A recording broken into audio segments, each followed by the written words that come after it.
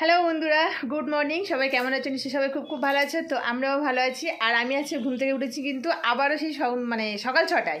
তো আজকে কোনো রকম ছাদে যাইনি, কারণ 6টা বেজে গেছে, যেহেতু রোদ্দুর উঠে গেছে আর ছাদে যাইনি।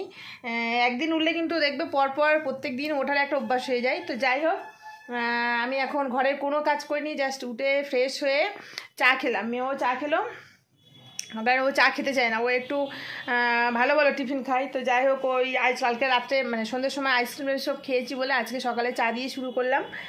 আর ঘরে এখন কোনো কাজ করিনি, বিছানাটা তোলা হাফ তোলা হয়েছে, কিছুই তো না, জাস্ট একটু চাদরটা টেনে পাতা আর একটা চাদর গায়ে দিই, তো সেইটা দিয়ে এবার তোমার কাচতে হবে। ওখানে একটা চুড়িদার পরে আছে আর ওখানে রিং লাইটের ওপর ওইগুলো আছে, ওইগুলো কাচবো না, ওইগুলো জাস্ট ছেড়ে রাখা, ওইগুলোকে ভাঁজ করে রাখবো। আর নিচে যাব, গিয়ে রান্না জোগাড় করবো, যেহেতু আজকে সানডে। তো সানডেতে রান্নাবান্না তো প্রচুর হয়, রান্নাঘরে ঢুকলে বেরোতে পারি না। যাই হোক, তো আজকের হবে ফ্রাইড রাইস হবে, আর মাটন কষা হবে, চাটনি হবে, এই কটা রান্না হবে। তা রান্না তো বুঝতে পারছো, ফ্রাইড রাইস মানে প্রচুর চাপ, প্রচুর জোগাড়, রান্না কাটাকুটি সমস্ত। তো এখনই গিয়ে শুরু করব, আগে রান্নার জোগাড়টা ভালোভাবে করে নেব, রান্না বসিয়ে দেবো, দিয়ে বাকি কাজগুলো করব। তারপরে মেয়ের বিকালে নাচ আছে। তো চলো আমি এবার শুরু করে দিই, নিচের ঘরে যাই, গিয়ে করি। আবার অল্প একটু কাচাকুচি আছে, ওখানে যে গামছাগুলো আছে একটা একটা করে ইউজ করবে, ঝুলিয়ে রাখবে, সব কিছু ভাঁজ করতে হবে। তো চলো, মোটামুটি ওপরে ঘর এখন পরিষ্কার আছে, যেহেতু আমি একদিন করে ধরলে অনেকটা করে পরিষ্কার করে নিই, ঘর ঝাড় দেওয়া, মোছা টোচাগুলো সমস্ত পরিষ্কার করে নিই চারিদিকে। রোজ দিন অতটা চাপ পড়ে না, তো মনে হয় না আজকে খুব একটা চাপ পড়বে, পরিষ্কারই আছে। আর চলো, আর কিছু বলার নেই, রান্নার জোগাড়টা করি। আর দেখো, এখানে আমি রান্নাঘরে চলে এলাম। রান্নাঘরে এসে আর আজকে বুঝতে পারছো রবিবারের মাছ মাংস সমস্ত ধুয়ে আমাকে রাখতে হবে। তো চলো, এখানে আছে পাবদা মাছ, আর আছে এখানে চিকেন আছে, যেটা ফ্রাইড রাইসের সঙ্গে দেব, আর বাকিটা থাকবে গলুর জন্য। তারপর আছে মাটন। তো এইগুলো সব আমি বের করে নিচ্ছি, প্রথমেই বের করে নিয়ে সমস্ত ধুয়ে রেখে তারপরে এবার সবজি কাটবো, রান্না বসাবো। তো আগে তো মাছ মাংসগুলো এইগুলো না ধুয়ে রাখলে প্লাস্টিকের মধ্যে থাকলে গরমের মধ্যে নষ্ট হয়ে যাবে, যার জন্য কিন্তু আগে আমি এই কাজটা করে নিই। তো আজকে হবে ফ্রাইড রাইস আর মাটন কষা। তো যার জন্য জোগাড়টা একটু অনেকক্ষণ ধরে করতে হবে, যেহেতু সবজি কাটা সমস্ত আদা রসুন সমস্ত করতে করতে টাইম লাগবে, কিন্তু রান্না করতে বেশিক্ষণ লাগবে না। তো আজকে মাটন আর ফ্রাইড রাইস, যার জন্য বেশি টাইম লাগবে না। তো চলো, এখানে আমি সমস্ত বের করে ধুয়ে নেব। দেখো, এক হাত দিয়ে খুলতে অসুবিধা হচ্ছে একটু, প্লাস্টিকগুলো গিট্টি বাঁধা আছে। তো এখানে দেখো মাটনটা আছে।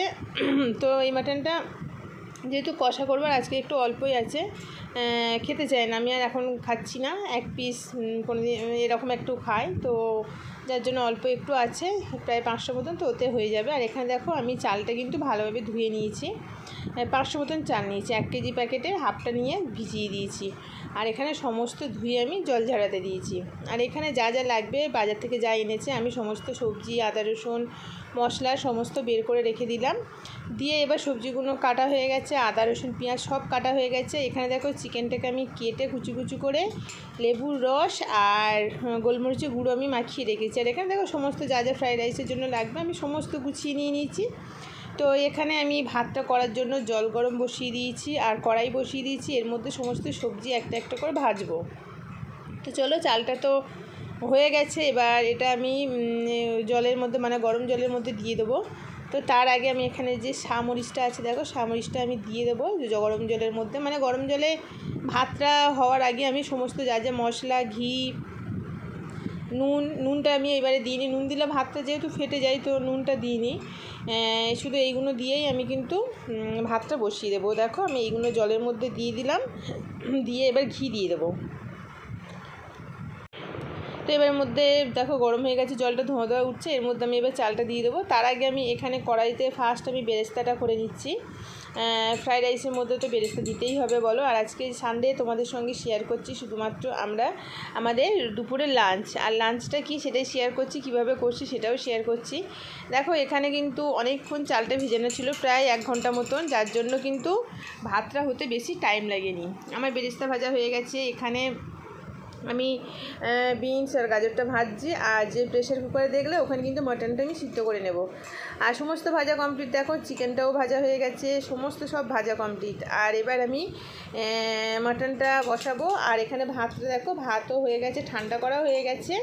এবার আমি এখানে দেখো সমস্ত সবজি দিয়ে আর ভাতটা জাস্ট আমি মানে ভাজতে শুরু করেছি। তো তোমরা কীভাবে ফ্রাইড রাইস করো? আমি তো অনেকে দেখেছি যে ভাত আর ভাজা সমস্ত করে একটা জায়গাতে করে ভাত, সবজি আর ঘি দিয়ে মাখিয়ে নেয়, কিন্তু ওটা আমার মনে হয় না অতটা ভালো লাগবে, সমস্ত জায়গাটা কোনো কাঁচা কাঁচা লাগে।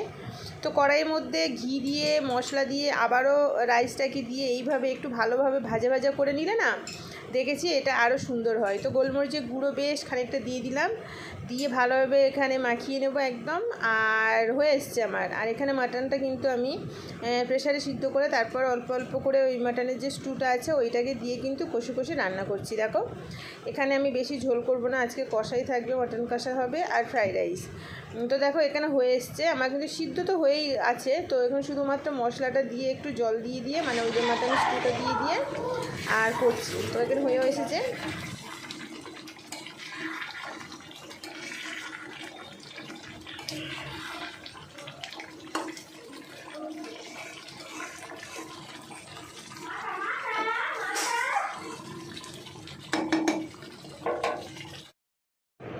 তো দেখো এখানে রান্না একদম কমপ্লিট, এখানে খেতে বসে যাবে। আমি মেয়ে এখানে বসে গেছি খেতে। তো বেড়ে নিয়ে তারপরে খাওয়া শুরু করবো। আর খাওয়া দাওয়ার পরে তো আর কোনো কাজ নেই, এবারে ঘুম, রেস্ট। তো চলো আমরা খেয়ে নিই। এখানে দেখো একদম কষা, কিন্তু কোনো রকম ঝোলে কিছু রাখিনি, অল্প একটা আলু দেওয়া আছে, কিন্তু মেয়ে খাবে তো ওর জন্য আলুটাই লাগে। চলো এখানে ফ্রাইড রাইসটা বেশ অনেকটা হয়েছে, তো বেড়েও নিয়েছি স্যালাড দিয়ে মাটন আর ফ্রাইড রাইস। আজকে হচ্ছে একদম সিম্পলের ওপর অথচ স্পেশাল একটা লাঞ্চ। তো চলো তোমাদের কেমন লাগলো কমেন্টসে জানিও, ঠিক আছে? চলো খাওয়া দাওয়া করে নিই। তো চলো রান্নাবান্না একদম কমপ্লিট। আর আজকের একদম প্লেন অথচ এত স্পেশাল খাওয়াটা, মানে প্লেন বলতে সিম্পল দুটো রান্না। তো ফ্রাইড রাইস হয়েছে, মিক্সড বলা যায়, chicken fried rice, chicken egg দুটো, শুধুমাত্র চিংড়িটা দিইনি কারণ চিংড়িতে অ্যালার্জি আছে, যার জন্য। আমি মেয়ে ভালোবাসি, ওর বাবা খায় না। তো মটন কষা হলো, আর হচ্ছে ফ্রাইড রাইস, আর হচ্ছে স্যালাড, ব্যাস এইটুকু। চাটনি হওয়ার কথা ছিল কিন্তু চাটনি খাবে না, আমের চাটনি হলে একটু ভালো লাগে, কিন্তু আমের চাটনি আছে হলো না বলে আর খাবো না, আর টমেটো চাটনি করিনি। তো যাই হোক চলো স্নান টান করে একদম রেডি। আর মেয়ে আমি খেতে বসে গেছি, খেয়ে নেব, ওর বাবা পরে খাবে। তো তারপর একটু রেস্ট, তারপরে মেয়ে যাবে 3টের সময় নাচে, 3টে সাড়ে 3টের সময় যাবে নাচের ক্লাস আছে। তো যাই হোক চলো তাড়াতাড়ি খাওয়া দাওয়া করে নিই। তো আর বেশিক্ষণ থাকতে পারছি না, এত সুন্দর একটা রান্না। তো চলো খাওয়া দাওয়া করে নিয়ে তারপর কথা বলছি।